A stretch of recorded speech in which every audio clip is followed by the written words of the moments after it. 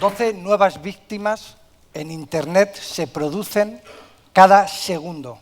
Eso nos da una cifra tan alarmante como 1 millón de víctimas cada día. Pero lo más preocupante es que, según nuestro Ministerio del Interior, el 95% de los ciberdelitos se quedan impunes.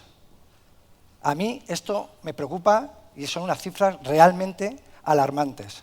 Esto es lo que está ocurriendo hoy en Internet, en el ciberespacio. Nadie de nosotros duda de que Internet es una herramienta de un poder inimaginable en otras décadas.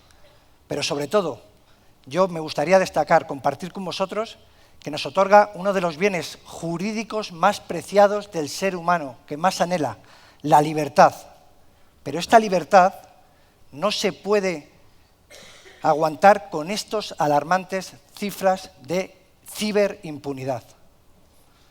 Me gustaría compartir con vosotros un caso de una muy buena amiga mía que he tenido que ayudar jurídicamente a buscar una posible solución. ¿La conocéis? Es Marta Torné, presentadora, actriz, muy reconocida en España. Marta me llamó hace recientemente poco y estaba realmente preocupada, tenía miedo, tenía cibermiedo. Me dijo algo así como: me siento indefensa, atacada, mi vida se está convirtiendo en un enfermo.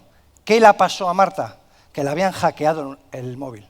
Su smartphone había sido hackeado, pero no sabía quién lo había hecho, dónde había sido y cuándo lo habían hecho. Lo que más le preocupaba era la posible publicación de sus contenidos más íntimos, las fotos, ¿de acuerdo? En este caso, hay que diferenciar dos posibles sucesos. ¿Quién la ha hackeado y dónde? Que le han podido hackear el móvil en una wifi abierta.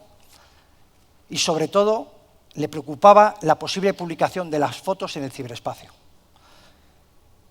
Esta llamada me llegó en un momento sorprendente. Me encontraba leyendo uno de los libros más bonitos y apasionantes de física, la teoría del todo, de Stephen Hawking. Ese libro me hizo clic en la cabeza, me cambió la forma de ver este suceso y otros muchos problemas que hay en Internet. Ese libro me enseñó que la realidad depende de la posición en la que estés, de tu sistema de referencia, de tu sistema de coordenadas. Lo que los científicos llaman la realidad dependiente del modelo, del sistema de coordenadas, dependiente del observador, depende de ese lugar en el que estés. Y yo me di cuenta, aunque vaya vestido así, que siendo creativo, volando, haciendo volar mi imaginación y colocándome en el lugar en el que se producen esos sucesos en Internet, podemos buscar soluciones a esta alarmante cifra de criminalidad. Volando la imaginación, siendo creativo, me di cuenta de que algo no está bien en Internet. Soy persona que me encanta respetar las soluciones, pero para llegar a esas soluciones hay que buscar siempre y acertar con el diagnóstico, con los problemas. ¿Qué es lo que no está funcionando en Internet? ¿Por qué esas cifras que afectan a mi libertad? Porque con esas cifras cualquiera de vosotros, yo, en el futuro puede ser víctima. Son 300 millones de víctimas al año. Es una barbaridad. Es muy probable que cualquiera de nosotros tenga un problema. ¿Qué es lo que no funciona? Primero, y alarmante, no existen leyes en Internet. ¿Por qué no existen leyes en Internet? Porque no es un territorio físico y los estados soberanos aprueban leyes en sus territorios que están delimitadas por fronteras. Y los senados y parlamentos aprueban leyes que son aplicables a un país o estado o conjunto de estados como la Unión Europea soberano. Las leyes no son aplicables a territorios virtuales. Pero aún peor, no existen jueces en Internet. Por mucho que no lo digan, no existen jueces. La publicación, los sucesos inmateriales que se producen en Internet no tienen poder legislativo y poder judicial que lo persiga. No existe. Porque el poder judicial y el poder legislativo se aplica en un territorio concreto. Por lo tanto, nuestro sistema de coordenadas está equivocado. Yo soy un abogado físico de España y las normas no me dejan ver lo que hay más allá. Volemos, vayamos al ciberespacio, que es un mundo, el quinto entorno operativo tras mar, tierra, espacio y aire. Es un mundo tan real como el físico, lo percibimos con nuestros sentidos, vamos a estar ahí. Y además, otro de los problemas, Internet no identifica personas, identifica IPs, máquinas. Pero lo importante no son las máquinas. Hemos creado Internet para que nos devuelva Internet esa libertad. No hay que identificar solamente máquinas. Bien, volviendo al caso de Marta, me di cuenta de cómo la voy a ayudar. Le han hackeado el móvil en una wifi abierta y el delito ha sido en territorio español. Puede ser, ¿vale? Ya tenemos leyes para eso, en un territorio. Pero ¿y la publicación de fotos de Marta en Google, en Twitter, en Instagram? ¿Qué hacemos? Y eso plantea que todos los problemas de impunidad tienen dos problemas unidos. La falta de leyes y de poder judicial y, sobre todo, el anonimato que aprovechan los criminales para seguir cometiendo más delitos. Si los criminales no van a ser sancionados y nadie les va a ayudar, no van a poder terminar y van a seguir y seguir cometiendo más porque van a sacar más beneficio. Cuando acudí con Marta a la policía, a los ciberpolicías españoles que hacen una labor increíble, me di cuenta que estaban atados de pies y manos. No tienen leyes y su poder se circunscribe a una frontera, a este estado de aquí. Entonces os plantearéis, y me planteé, ¿es Internet un mundo sin leyes? Y la respuesta, desgraciadamente, es sí, es un mundo sin leyes públicas, sin leyes con L mayúscula. Pero Internet, que es un mundo virtual, está lleno de sitios, y fijaros en la palabra sitios, lugares territoriales, sitios web. Los hay gigantes como Google, Apple, Instagram, Twitter, Amazon. Son enormes, pero son privados. Y ellos no tienen leyes generales, tienen sus propias normas privadas. Esas condiciones que todos vosotros, cuando cogéis el smartphone y yo en 10 minutos y navegamos en Google, Twitter e Instagram, nos damos cuenta que en un caso como el de Marta, ellos, lo que yo llamo islas normativas, deciden con sus condiciones generales, con sus condiciones de uso, se convierten en islas normativas, deciden si las quitan o no. Y hay un caso curiosísimo. Instagram las quita automáticamente por un algoritmo matemático, quita las fotos de desnudos, pero Twitter no. Y esto genera una inseguridad. ¿Por qué? Porque ellos tienen sus propias reglas de uso. ¿De acuerdo? Y me pregunté, ¿os parece justo y ético que quien es parte de un conflicto tenga el poder de ser juez y parte, de resolverlos ellos mismos? A mí me da que pensar muchísimo, que reflexionar. A mí no me lo parece. Y son maravillosas empresas. Pero es que el ciberespacio está en manos de empresas privadas. Y no es un bien público Internet. Otro caso clarísimo de isla muy grande es Uber. Uber tiene una guerra declarada con muchos estados. Pero es que hacemos mal el planteamiento. Porque Uber, una cosa es el tráfico territorial de transportar personas sin permisos y sin pagar impuestos, y otra es si Uber en el mundo ciberespacial es legal. Y por mucho que quedamos, Uber en el mundo ciberespacial es alegal, porque no hay leyes y poder judicial que lo puedan parar.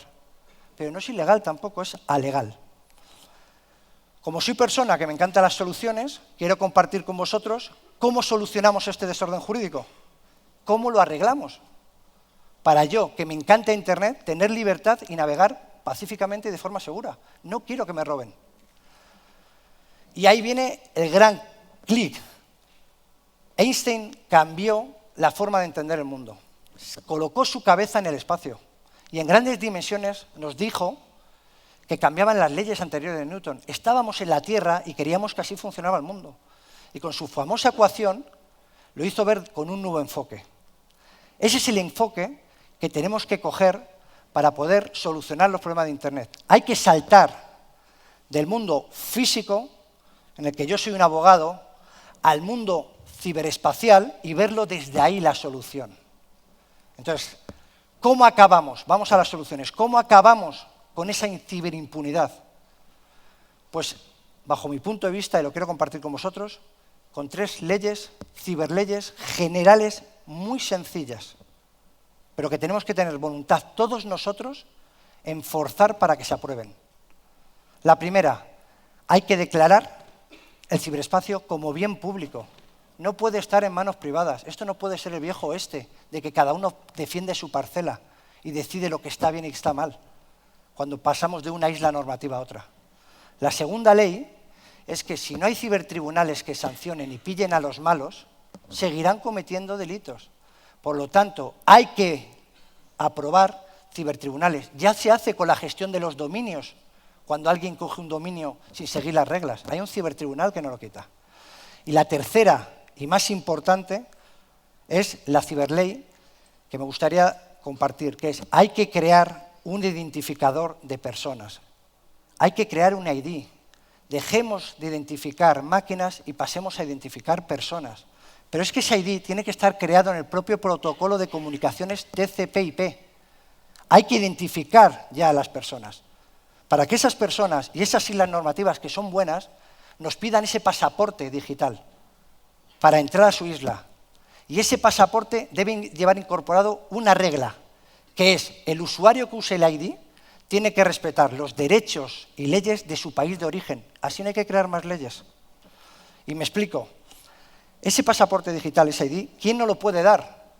Pues nos lo tendría que dar los registros civiles de cada país. Habría que tener un conjunto de números de identificación. Igual que existen nombres de dominios que nos dan una entidad territorial, nos debería nuestro registro civil darnos nuestro número ID. Y ese número debería ir embebido en el propio protocolo de comunicaciones. Me es igual que el ID sea una huella dactilar y que sea hackeable, o que sea un chip que vaya detrás de mi huella. Eso es igual, pero ese protocolo tiene que identificar, y ese protocolo debería ser obligatorio. ¿Qué ocurre si alguien entra y no respeta las reglas de juego, y no respeta sus leyes, y publica fotos pornográficas infantiles, que a todos nos parece deleznable? ¿Cómo solucionamos eso? Pues esos cibertribunales, cuando la gente entra con el ID y visita una isla normativa como Google, que le pide su ID y no respeta las normas de origen, ese cibertribunal tiene que limitar y sancionar a ese usuario para que no vuelva a cometer. Así conseguiremos una vida bastante más pacífica. ¿Cómo? Pues de una forma bastante más sencilla de la que podéis imaginar. Hay que pedir a los estados soberanos que nos representan a los ciudadanos, hay que pedir a los ciudadanos, a nosotros mismos, y nos tenemos que poner de acuerdo con las grandes islas normativas, los sitios web, y con los internautas, comunicarnos y forzar a la comunidad a aprobar estas 3 ciberleyes de forma inmediata. No podemos esperar a que el daño causado por los cibercriminales sea tan alto que paren un país y nos arrepintamos. No hay que legislar en caliente, hay que legislar hoy, ya. No podemos esperar. Hay que crear ya esas 3 cibernormas y principalmente hay que romper el anonimato con la creación del ID digital, con el TCP/IP ID. De esta forma y con estas 3 ciberleyes es la única forma de combatir la ciberimpunidad. Gracias.